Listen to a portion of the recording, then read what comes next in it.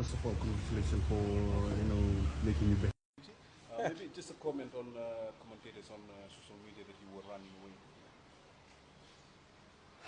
Well, look, they obviously, it would appear that a lot of people in Fiji are driven by what's said on social media, including the media also. Most of you seem to be, what I would call stenographers.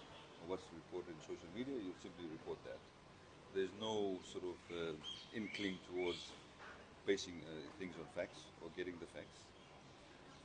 It's interesting you say congratulations on getting back. I mean, obviously I was going to come back. I had medical conditions which I had to get attended to. A lot of speculation. People say lots of things in Fiji. They've been saying lots of things on social media, but it's not factually correct. So again, I would urge all Fijians to actually think about what's said on social media. What I think is quite, worrying is the amount of racism that you now see in social media. It's really quite appalling. No media organization in Fiji is running any stories on that. We have people actually on their authentic accounts making racist comments.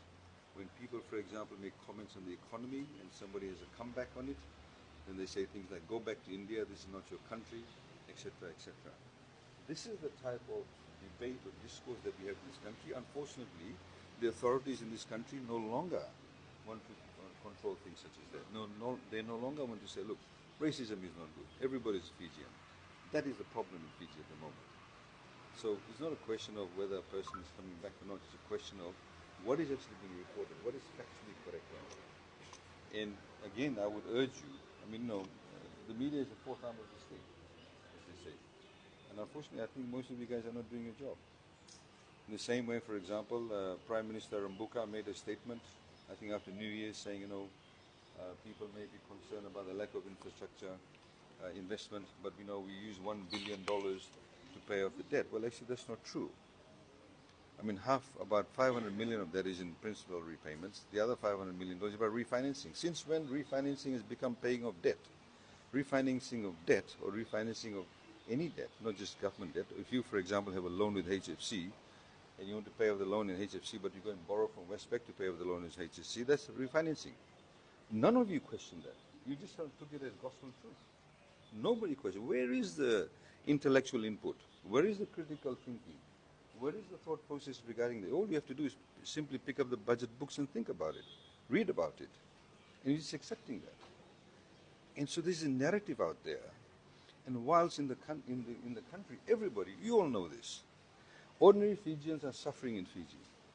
The economy is in a sluggish position. The Minister for Finance, Biman Prasad, has absolutely no clue how to run a modern-day economy. He had an economy that was handed to them on a platter, one of the five fastest-growing economies post-COVID, and yet decisions were made that were actually contradictory to running an economy in a smooth manner. I'll give you an example. I also heard, I think Biman or Rambuka had made a statement saying, well, things have gone up globally. Well, if you know that there's global inflation, inflation globally is going up, why do you want to add to that increased cost? Why do you want to put a VAT at a time when you know the price of things are going up? Why do you want to increase corporate tax when you know that things are going up? Why do you only select a company like Fiji Water and a handful of other local water companies and give them a tax break, no corporate tax for 7 years, yet at the same time Fijian companies are struggling? You could have actually given them a tax cut. Say, okay, you don't pay taxes for 5 or 7 years, you thrive, you grow. These are big companies, they can afford to pay the taxes, they have been paying the taxes. Why increase all these costs when you know the cost globally may be going up?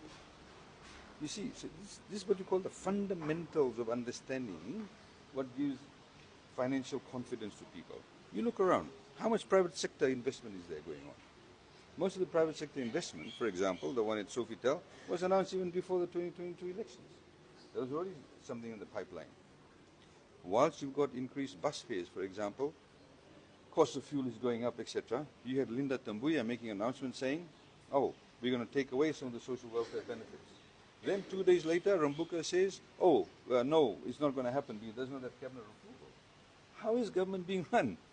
A major policy announcement being made saying certain social welfare benefits will be withdrawn by the minister responsible, and then 2 days later, the Prime Minister is saying, no, it does not have cabinet approval.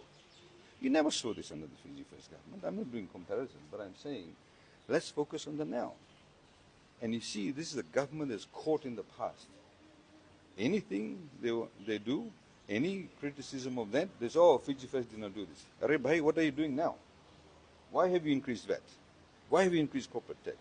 Why are you getting people to pay school fees? When you already know there may be global inflationary pressure.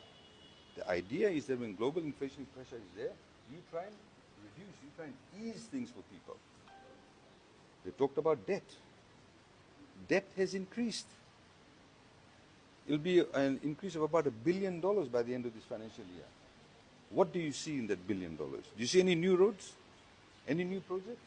Any new schools? Any new hospitals? None. You see all the roads being built along the Coral Coast? Yako, all the road upgrade along there, all those places? Navutu, all those places? Where are these projects from? They are signed by the previous government. It's a continuation and the finalization of these projects. No new project. Go and read the budget books. Not a single new dollar has been spent on any new development in terms of major projects. Not a single thing. Why did they stop it? Oh, we don't want to do the four laning of the Nandi to Lotoka. It was announced by Fiji First. We're not going to do the Nandi or Suva Highway through Vitilevu because it was announced by Fiji First. A developing country needs development projects. It injects new funds. It creates jobs.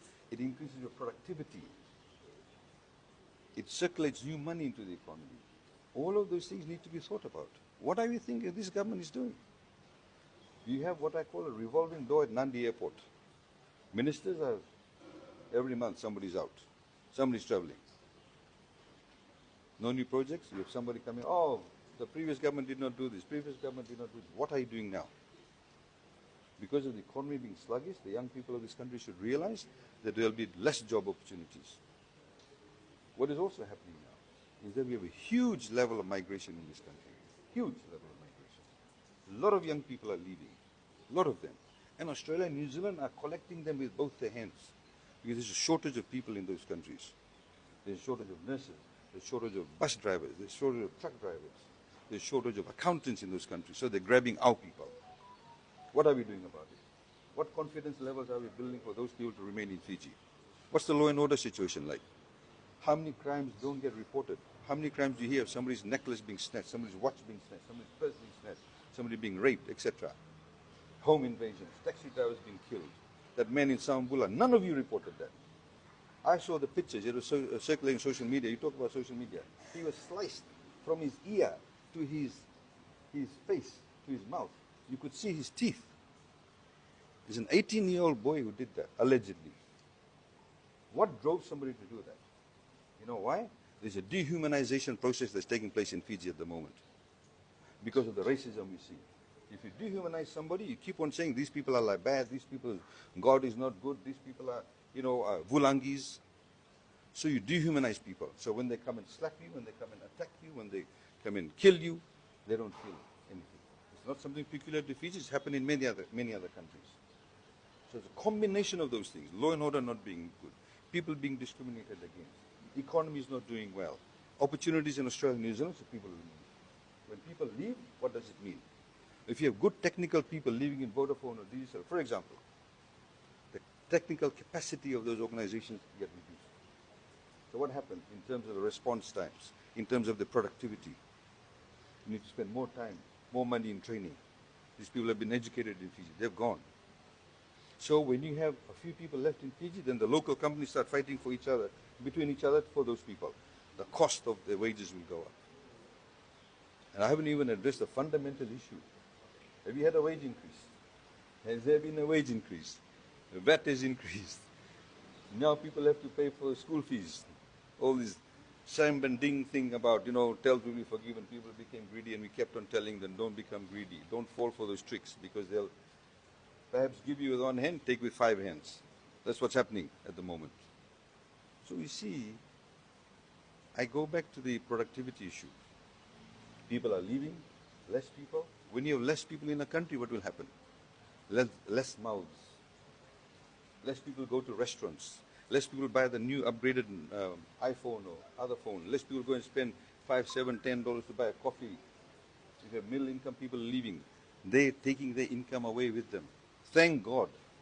Thank God for Palm.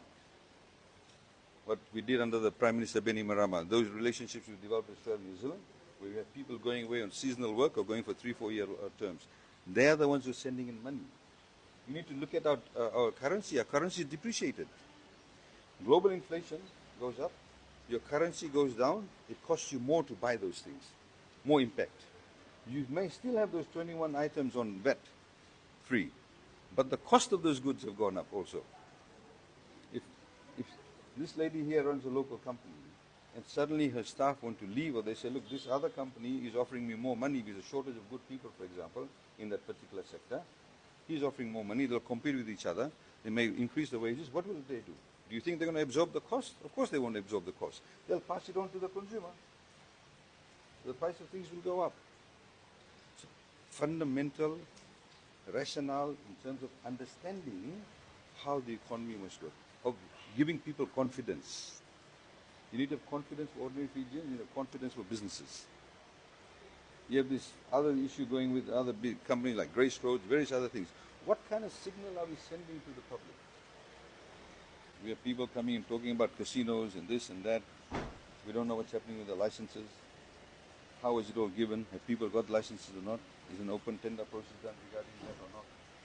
All of these things need to be considered and all those things need to be thought about.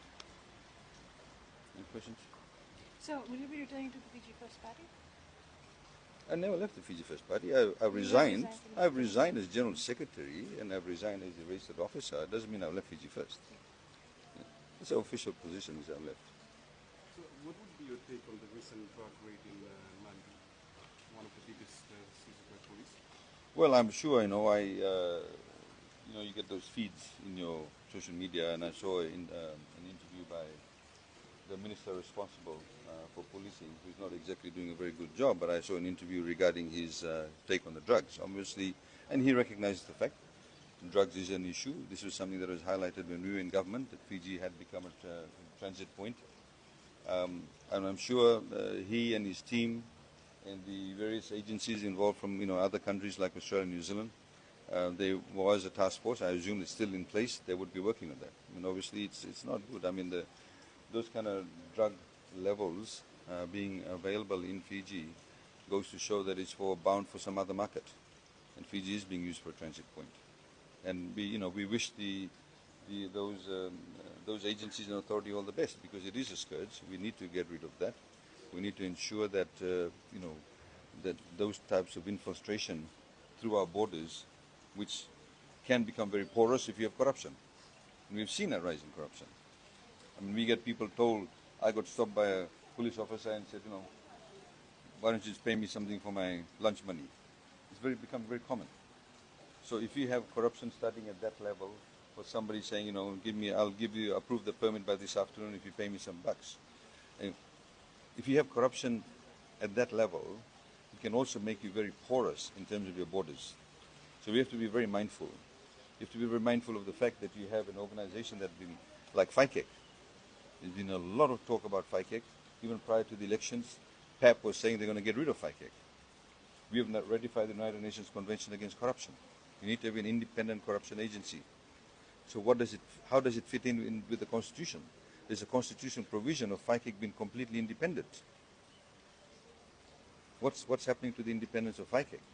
You had, unfortunately, the former acting DPP who passed away. He was also asked to be heading the FICAC. Our commiserations are with his family. I mean, he's a young person, and nobody should, everybody should acknowledge when a young person in particular passes away. And, our commiseration to the family. The fact is that the various authorities had appointed him simultaneously to head FICAC.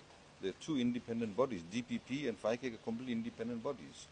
So you see, when you have such large criminal activity at our borders, you also have to ensure that your independent agencies are truly independent. DPP needs to be given all its independence, truly independent, no political interference. FICAC, no political interference. Executive has their own independence. Legislature has its own independence. Judiciary has its own independence. All of those agencies must operate independently. That's what gives confidence to the legal system and the criminal justice system also. So had the Fiji First still in power, would you agree that by now the jury award